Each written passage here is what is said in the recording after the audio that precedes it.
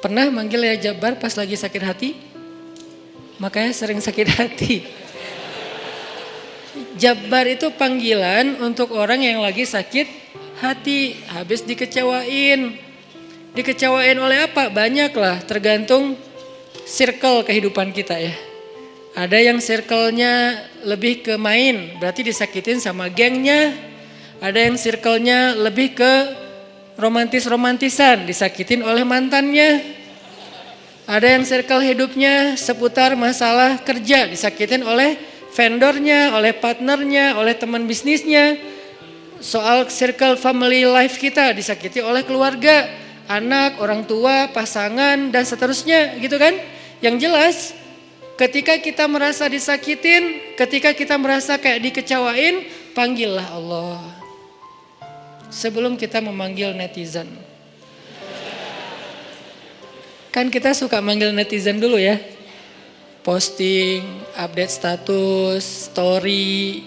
Terus storynya tuh curhatnya minta respon lagi tuh. Dengan kasih polling lah. Dengan request lah gitu kan. Baiknya gue putusin apa enggak ya, request gitu. Semuanya putusin terus dia bingung. Gimana ya. Nah sebelum kita istisyarah kepada netizen. Karena netizen itu istisyarah. Bukan istifta, bukan istikharah. Yang paling tinggi itu kan derajatnya dari 3 level. Meminta pendapat nomor 1 tuh istikharah. Minta pendapat Allah. Kedua istifta, minta pendapat ulama. Orang yang berilmu. Ketiga istisyarah, minta pendapat orang yang lebih bijak dan berpengalaman. Termasuk kepada teman kita atau followers kita atau geng kita, itu istisyarah. Sebelum kita istisyarah netizen, ya ayyuhal netizen, sebelum kita pakai kalimat itu, atau ya ustaz, bahkan sebelum ustaz, ya kiai, ya syekh, maka ya Allah. Panggil Allah Subhanahu wa ta'ala. Manggilnya gimana Ustadz? Salah satunya selain kata Allah pastinya, karena itu kalimat yang paling mulia, kita juga bisa manggil tematik. Ya Jabbar. Ya Jabbar itu bisa 2. Sebetulnya 3 maknanya Jabbar, tapi yang lebih common tuh 2. 1, dipanggil untuk masalah-masalah yang sifatnya bukan hanya besar, tapi kayak kekuatan. Ya Jabbar, ya Qahar. Arti Jabbar dalam konteks itu yang perkasa, yang memaksa, ya Qahar yang menaklukkan.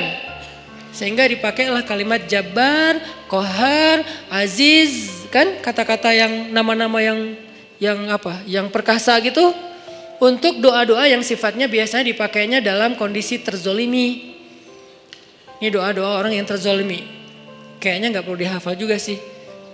Bukan nggak perlu dihafal, nggak perlu dipakai. Kenapa? Berharap kita tidak mendoakan orang yang zolim. Kecuali yang dizolimi dalam urusan agama.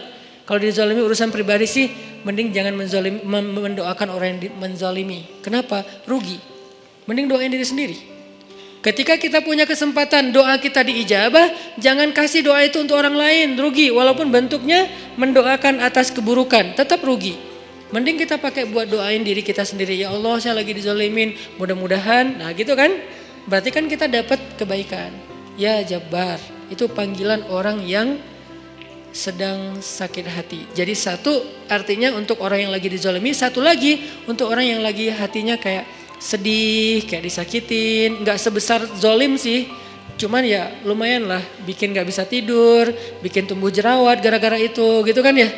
Karena stres. Jadi intinya adalah panggil Allah kalau kita lagi sakit hati dan dikecewain. Ya Allah, ya Jabbar. Salah satu doa minta disembuhkan kecewa dan sakit hati di dalam sholat adalah Rabbighfirli warhamni wajburni. Kalimat wajburni. Selama ini kita baca enggak? Kan? Tahu artinya? Hampir. Apa arti wajburni? Bukan paksa aku dong Allah, enggak. Padahal arti Jabbar juga yang memaksa kepada kehendaknya. Tapi kalimat wajburni, makna Jabbar di sini makna yang ketiga di antara 3 makna Jabbar, yaitu yang mengobati sakit hati. Jadi ketika kita berdoa, Rabbighfirli warhamni, wajburni, warfa'ni, warzuqni, wahdini, wa'afini. Banyak banget ya. Luar biasa kita ya. Wajburni itu artinya kalau kita terjemahin, sembuhkanlah sakit hati saya. Atau bahasa lain juga bisa diterjemahin, hiburlah aku ya Allah, aku lagi sedih nih.